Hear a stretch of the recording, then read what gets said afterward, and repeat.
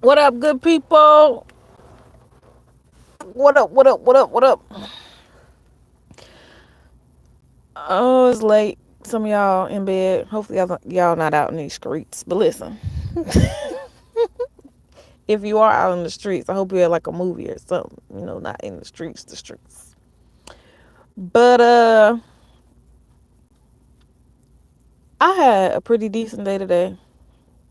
I read something interesting, very very interesting earlier, and it kind of set off my August.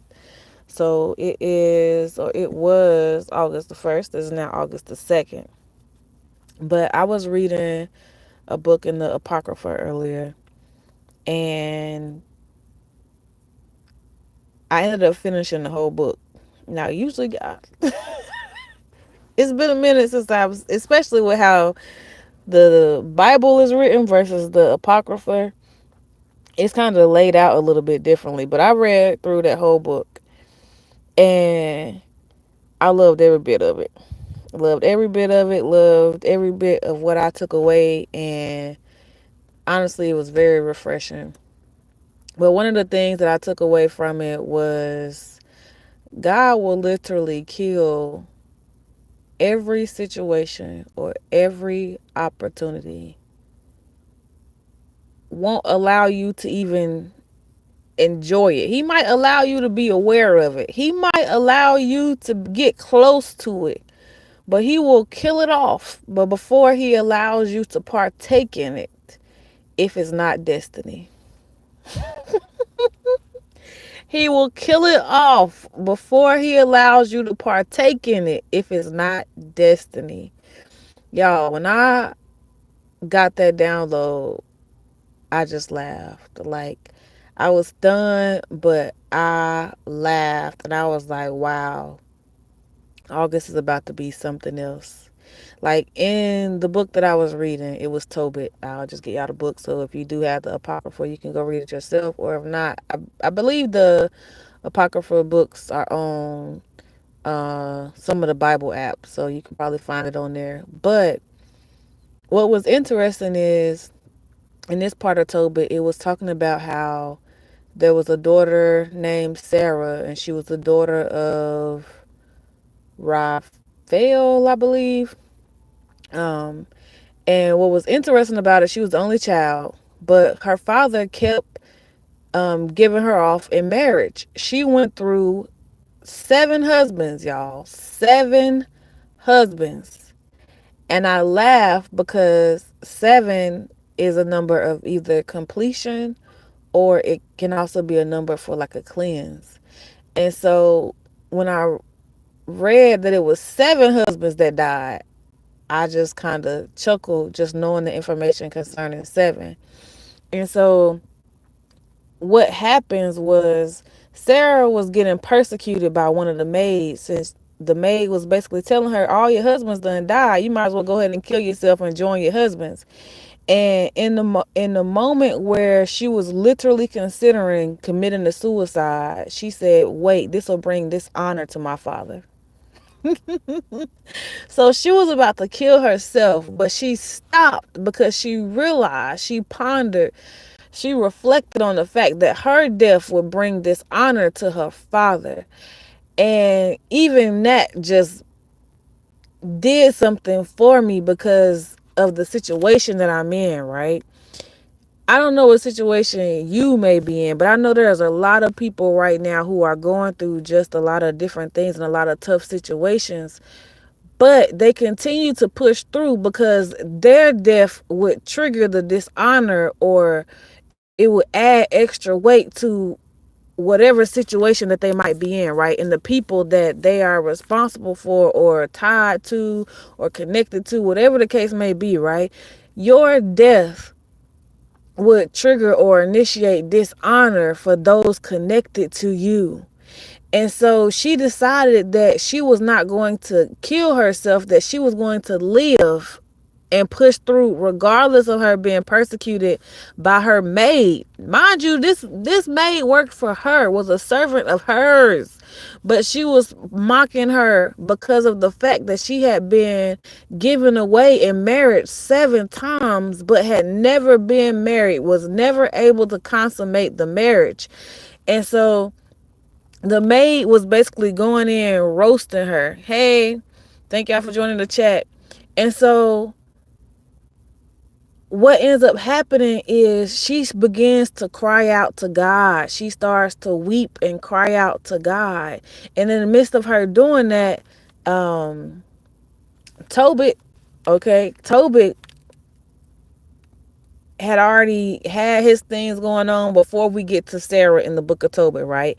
But Tobit was also having a moment where he was crying out to God because a sparrow had crapped in his eye. I know it's crazy, right? A sparrow had crapped in his eye, and because of the crap falling in his eye, he ended up being blind. And so he was crying out to God about him being blind. And then Sarah was where she was at, and she was crying out about the situation of, every husband that she gets ends up dying. And so God sent his angel, Raphael, and you can't see me because I'm in the dark, but thank you for joining the chat. And he sends his angel Raphael to deal with both situations, right? But the way he does it is also pretty cool. But anyways, um, they're both crying out to God and telling God what their issue is. They're asking God to, forgive them or take the pain away, all of these different things. And so you later find out in the book of Tobit that all of her husbands kept dying because of a demon named Asmodeus, or Asmodeus, however you say it, I don't know, whatever. Because of the demon, okay? So this demon kept killing her husbands before they had time to actually consummate the wedding. Now, if you don't know what consummating the wedding is, then you shouldn't be in this chat because you probably ain't old enough, okay? But anyway, every time it was time to consummate the wedding, they as in her husbands, would die. And so that thing did something to me, because not only were her husbands dying because they were not part of her destiny, who was a part of her destiny was tied to Tobit. Was tied to Tobit. And the angel of the Lord had the answer to give to her husband so that their destiny could actually intertwine and manifest in the earth for the purpose that God had intended. Ain't that something else?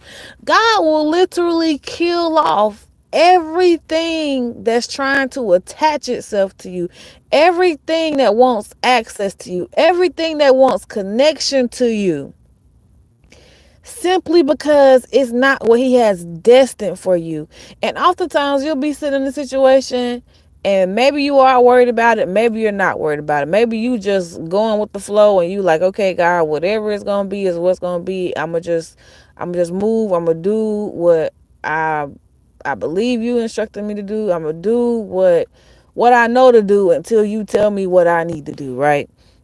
And so that thing just, it did so much to me and for me, because oftentimes we'll have our own plans in our heart or in our mind, and we'll have our layout of how we want things to go.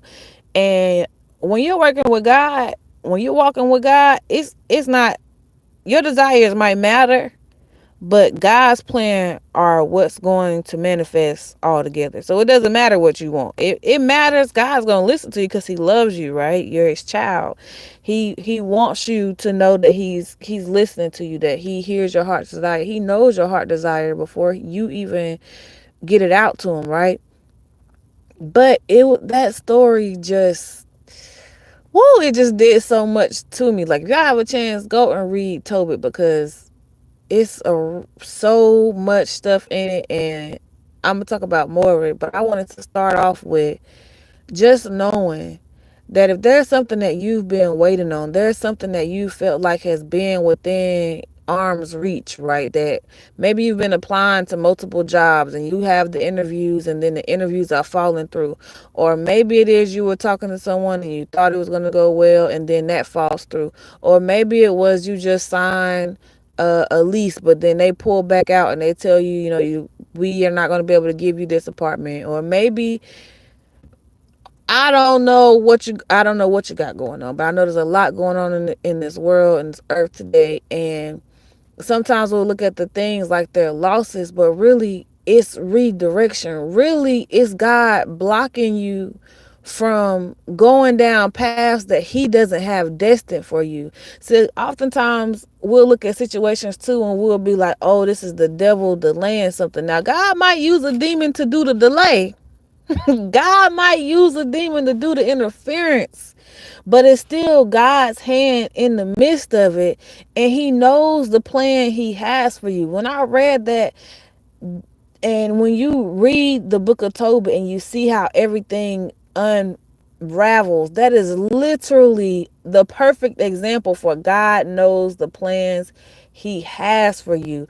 Because she was sitting there thinking about, God, I've been married 7 times, but none of them have come to pass. And not only was she thinking about it, but then her handmaid was throwing it in her face that you sit here uh basically worthless because you were married 7 times, but you were never able to consummate the marriages, right?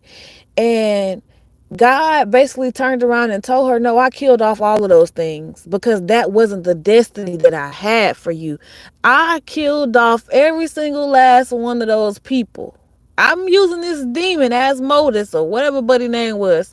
I'm using him to do it, but it was still all on purpose for your purpose, because her purpose was not assigned or attached to any of those connections that her father had set up, and her father set them up with good intentions. However, it was not the plans and purpose that God had for Sarah. And so God literally killed off all of her suitors so God could make sure that she was properly suited on purpose for her destiny, for the destiny that he had intended for her. Y'all, sometimes we sit here looking at the state of the world. We sit here looking at what's going on with the different perverted people and all of these different things. We're sitting here taking notice of, right? We're plugged into what's going on concerning those things. And maybe we're plugged into, okay, God, this is what I want. Yeah, I'm gonna put the energy in towards it. And then when you put the energy in towards it and it goes flat, you're upset or you're in your feelings, but really that wasn't the destiny or that wasn't the purpose that God had intended for you. And so he had to completely dead that thing just to put you in the right sequence and the right steps and the right space and the right position so you could be properly lined up with destiny. And another thing that I love about it is just 7, right? The number 7 being wrapped up in it all together. I had a time when I was younger. I'm still kind of young, okay? Anyway, but I had a time when I was younger and I was going through this little high school breakup. And I remember that thing tore me up. That thing tore me up. Y'all probably look at this situation and be like, oh, this tore this girl up. No, that thing tore me up, okay? That thing tore me up. That relationship, I ain't even gonna get into it. It tore me up, y'all. It tore me up so bad that I recall literally laying in bed. I probably got up to do the basics if I did that. But I recall laying in the bed being knocked out. I only got up probably to eat, pee, shower. That was it. Matter of fact, I didn't eat at all. But I got up to do the basics. 1, partially because my mama kept waking me up. And then 2, I had to use the bathroom. And so it was literally a week that I did that. And this is why the number 7 also sticks in my head so much more, just because of having that known experience in my life. But then, of course, after I was doing more deeper study into the word and just looking at different things like that,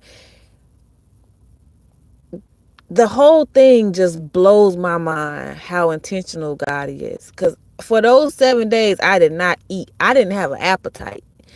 But after those 7 days, and I was done with the heartache or the pain from that relationship ending, I got up like I was never knocked out for 7 days.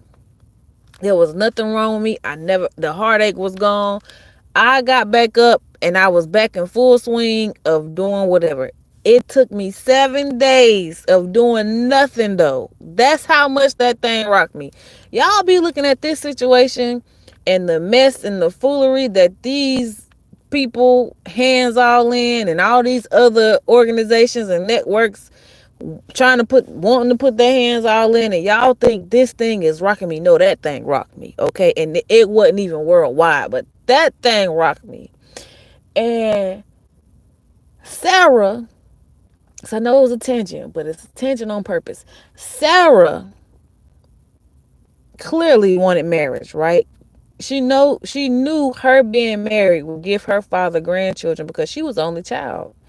And so she knew her getting married would give her father grandchildren, and then that whole little line can continue to carry on slightly, not really because she's a girl, but whatever. And so it was very interesting that she went through 7 men.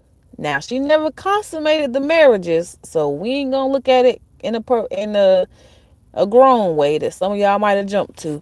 But she went through 7 men that died until she got to alignment for the destiny that God had intended for her. And the eighth one was destiny, and everything ran smoothly. But it took 7 men. Now, mind you, 7 is either completion or it's a cleansing. After Raquel, I'm butchering the angel's name. Angel, if you listen to me, Raphael, don't be mad at me, okay? Okay. But listen, 7 men, y'all, 7 men. She completed a cycle. She completed a cycle, and when she finally got to number 8, even though her parents and everybody else were apprehensive and they had already went and dug a grave because they just knew there was a possibility that he was going to die. And even the daddy was honest, like, hey, this is what's been happening. And, I'm sorry, but I know you were the legal person that's supposed to be able to marry my daughter because of the laws of Moses, the things that Moses had put in play, blah, blah, blah, blah, blah, blah, blah. Y'all, Moses listened to the angel that he didn't know was an angel, and he did everything. I'm gonna call it a ritual, okay?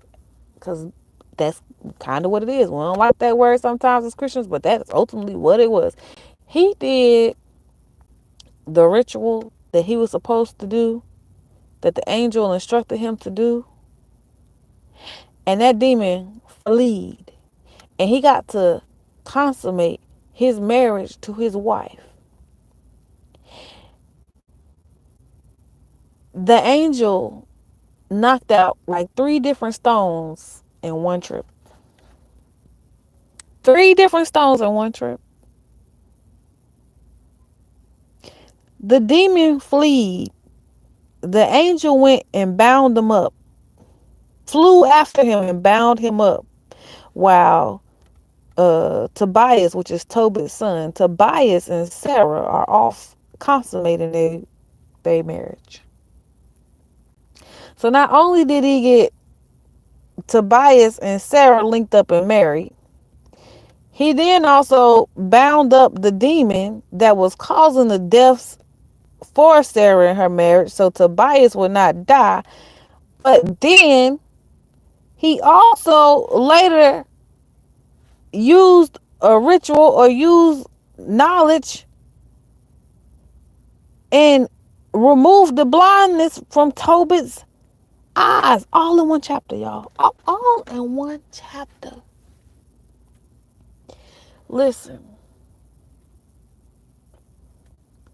God will bring death to everything trying to be suitable with you that's not suitable for your purpose.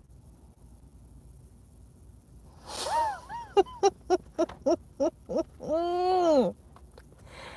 God will bring death to everything trying to be suitable with you that's not suitable for your purpose. Y'all, I still laugh at that. It's about to be an amazing August. I don't know what you have been seeing that God has been bringing death to repeatedly in a certain area in your life, and you've been dealing with the shame or the humiliation of it. But it's only because that's not purpose for you. It doesn't mean it won't happen. It just means that's not your purpose, not your destiny. And God has to clear out everything. God has to bring a death to everything that's not destiny and purpose for you. hmm He don't care if you want it. He don't care if it look good, sound good, all the goods. He don't care about none of that. If it's not destiny for you, he gonna kill them all. He gonna kill them all.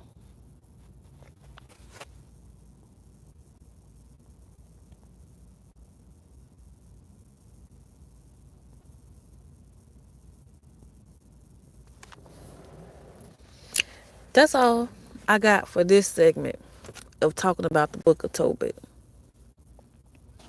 Because I want to separate these because it was just really that good.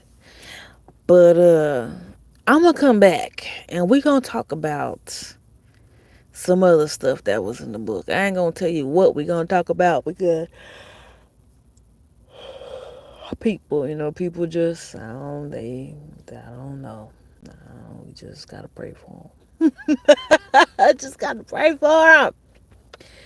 But yeah, if you have been seeing death to things in your life that you feel like are destined for you, and you're wondering why they keep falling through, or whatever the case may be, you feeling down and you feel like the only other thing you can do is just take yourself out. Nah, don't do that. Don't do that. It's too much still attached to you that God can use, that God can get the glory out of, that God can align right and perfectly for you. Don't do none of that.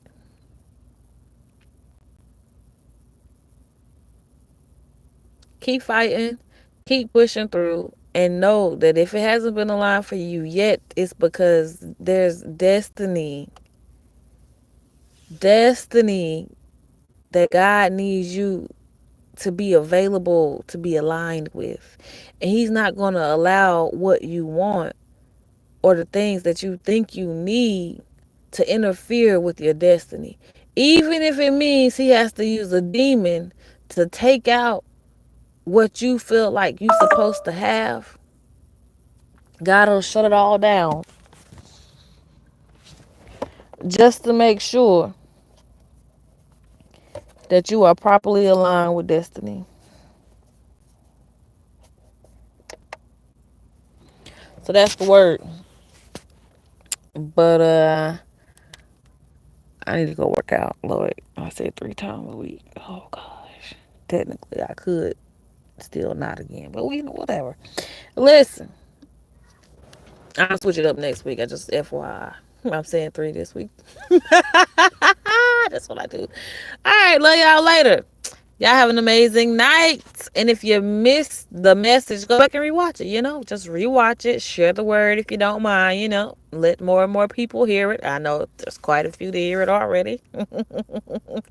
But share the word. Appreciate all the new subscribers as well. I appreciate y'all. I'm glad y'all are here. I appreciate y'all in the Chizat.